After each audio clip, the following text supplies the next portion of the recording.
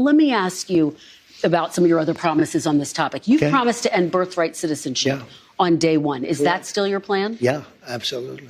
The 14th Amendment, though, says that, quote, all persons born in the United States are citizens. Can you get around the 14th Amendment with an executive action? We're going to have to get a change. We'll maybe have to go back to the people, but we have to end it. We're the only country that has it. Through an executive action? We're the only country that has it.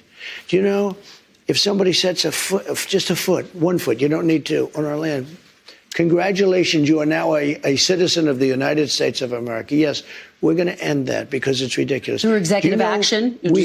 Well, if we can, through executive action. I was going to do it through executive action, but then we had to fix COVID first, to be honest with you. We have to end it. Trump said during his interview Sunday with Meet the Press that he would, on day one, pursue an end to birthright citizenship, meaning the constitutional guarantee that anyone born on U.S. soil is automatically a U.S. citizen. This is something that he's talked about for around a decade, including during his first term as president, during his campaign. But his bringing it up and talking about it at some length has brought some new attention to it because we're so close to him being inaugurated. What he was talking about, what President-elect Trump was talking about, is going forward, people who are born in the United States. He argues, and his allies argue, that this is a magnet. You may have heard the pejorative term anchor babies or birth tourism, that the policies, the relatively generous policies of the United States, are a magnet for people to come to the United States with the idea of giving birth to their children. He did say last year on his campaign video that he would do it through executive order, which is a real challenge, especially you're dealing with a constitutional amendment. It would be stronger if he got Congress to adopt a law, but still reversing a constitutional amendment would require approval of 2/3 of Congress and 3/4 of the state legislature. So a very tall order there, but he may just as he's shown before, give it a try and see where it goes in the courts. It's just absolutely ridiculous, but we'll see. We have very good grounds. President Donald Trump has been talking about birthright citizenship for decades. The parents have to come in legally. Put simply, birthright citizenship means anyone born in the United States is automatically granted citizenship, even if their parents are in the country without adequate or authorized documentation. Can you give us a bit of a quick history lesson of the origins of birthright citizenship, specifically pertaining to the 14th Amendment? We didn't have citizenship in terms of a national idea written into the original Constitution, the Articles of Confederation. And there were lots of reasons for that, but one big one, obviously, is slavery, because enslaved people would have children, and the slaveholding states that obviously wanted to have no such thing as a single rule over citizenship. Famously, the Dred Scott case of 1857 upheld that concept, the Supreme Court ruling that Scott, an enslaved man who had sued for his freedom, could not be a citizen because he was of African descent. It's not until the 14th Amendment that we really get, for the first time,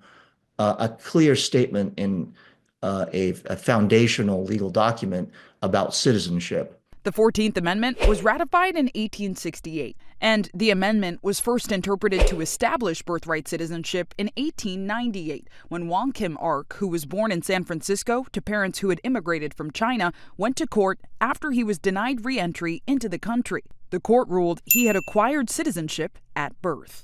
Today, at least 33 other countries grant automatic citizenship at birth. But in the United States, birthright citizenship faces a new challenge following the executive order signed by President Donald Trump his first day in office. The order cites the 14th Amendment, which states in part, all persons born or naturalized in the United States and subject to the jurisdiction thereof are citizens of the United States. NBC News legal analyst Danny Savalos explained what the order seeks to do.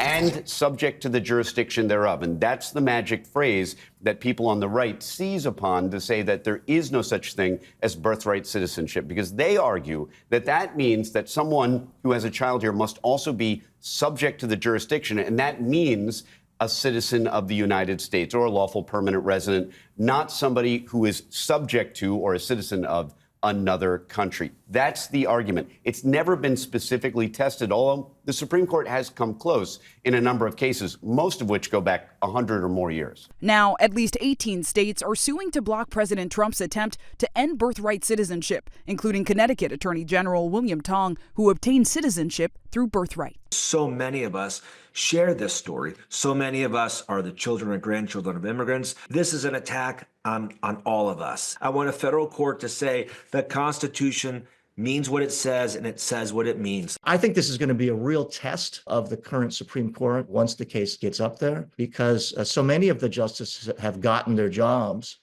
by saying that they are originalists. That is to say that they believe that the Constitution is fixed the moment that it's written. I think that if they're true and accurate originalists, the question is going to be an easy one because the language is so clear. There's no exceptions there. For now, President Trump's executive order has been temporarily blocked by a federal district court judge, and that's birthright citizenship simply explained. Going forward, the future children of illegal aliens will not receive automatic U.S. citizenship. From both the White House in his first term and with consistency on the campaign trail, President Donald Trump has vowed to end birthright citizenship for the children of undocumented parents. This week, Mr. Trump acted on that pledge with an executive order many believe collides with the 14th Amendment.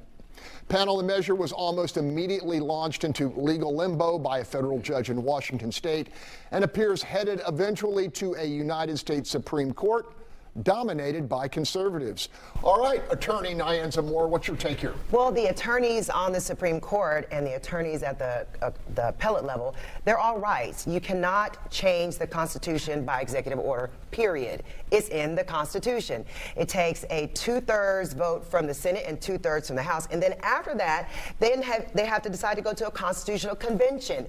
And if they don't have the convention, they can't change it. And then it takes ratification by 2/3 of all the state legislators, which is 38 of the 50 states.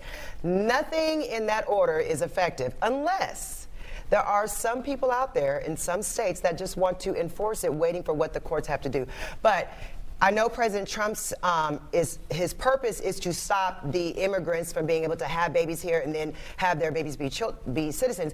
But it effectively, if he tries to redo the 14th Amendment, it effectively takes away citizenship from everybody here, including white men. So wait a second. The natives are the only ones who are here. here. Writing a column on this, and he's an attorney too, and he's looked into it, said it's not as cut and dried as people have thought.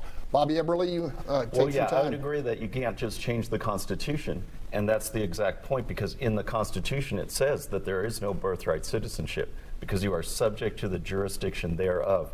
And what the Supreme Court affirmed, 1872, 1884, is that means that if non-citizen children are not citizens of the United States, the Supreme Court has judged it based on the writing of the 14th Amendment. So President Trump has kicked the ball, he's got the ball rolling, and the Supreme Court should, based on precedent and the wording, reaffirm this, that there is no birthright citizenship. Let's assume the president is right. What kind of message does this send about what was once a nation of opportunity? The Statue of Liberty. Give me your tired, your week. Yeah, an opportunity and dreams. Look, I don't think it's going to pass muster. I think it's more lip service on the president's side and his part. There are so many families who have children here, and those children are born here and raised here. Can you imagine if they had to go to another country and relive their lives, like DACA kids, right? The threat of DACA kids over the last several years, having to go back to their homeland and knowing a thing about the culture. This is their culture. This is their country. All right. I grew up on the border, or at least spent some time there. Anchor babies are real, Charles. Yeah, very much so, and I think this is what he's attempting to do. And yes, even if this doesn't stand up to muster, to legal muster, it sends a message, and it sent, like Nyanza was saying, when he came in and started day one, a lot of people started saying either I'm going to self-deport, or we saw the videos of people at the border saying, well, I'm not going to cross. And I think this is what it's doing. It's trying to set this up. But let's not forget why we are here. It's because of years of nothing happening during an invasion at the southern border. And I know we don't like to use the word invasion. I know we don't like to use the word invasion, but when you look at the numbers and you look at the burden that it is placed on public services, not just at the border, but across this country, where every city and every state has become a border city and border state, then you have to do something. And maybe this is an extreme measure, but that's what happens when you do nothing for a long time. Eager to hear what Paul says about this in overtime, my friend.